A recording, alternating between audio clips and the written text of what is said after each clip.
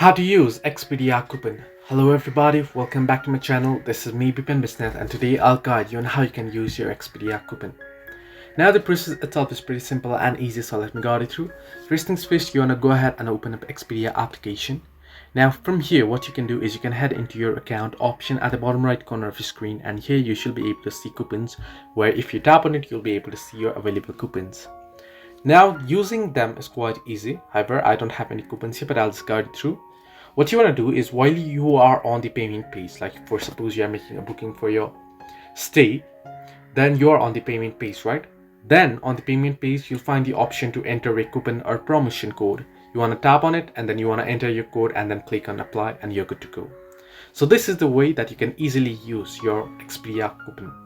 Hope this helped you. Do like and subscribe, and do not forget to leave a comment down below if you have any further issues.